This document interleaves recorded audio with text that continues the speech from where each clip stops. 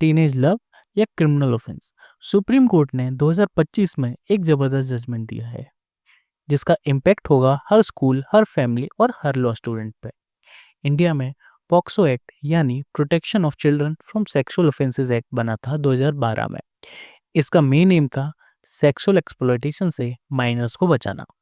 पर दिक्कत तब होती है जब टीनेज कपल्स दोनों अंडर 18 अगर अपने म्यूचुअल कंसेंट से रिलेशनशिप में हो तो भी पॉक्सो लग जाता है, क्योंकि लॉ कहता है अगर आप 18 से नीचे हैं तो आपका कंसेंट वैलिड नहीं माना जाएगा और ये बन जाता है सेक्सुअल ऑफेंस इवन इफ दोनों माइनर हो।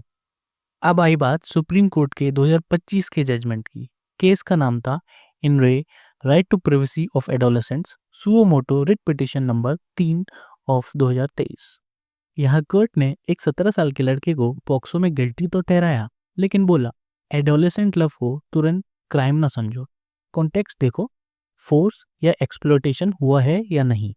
कोर्ट ने बोला हर टीनेज रिलेशनशिप प्रेडेटरी नहीं होता। लॉ का मिसयूज हो रहा है जहां पेरेंट्स या सोसाइटी के प्रेशर में केसेस फाइल हो रहे हैं।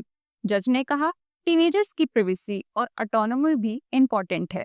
कोर्ट ने गिल्टी तो ठहराया और आर्टिकल 142 यूज कर सजा नहीं दी, क्योंकि लड़का और लड़की दोनों म्यूचुअली रिलेशन में थे, कोई फोर्स नहीं था।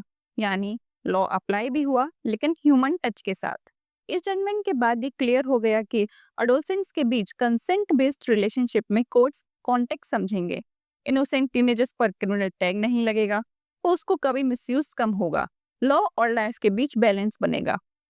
याद रखो, लॉ भी इवॉल्व करता है और teenage love deserves empathy not jail. For more law plus finance simplified videos, like share and subscribe Finlogical पर।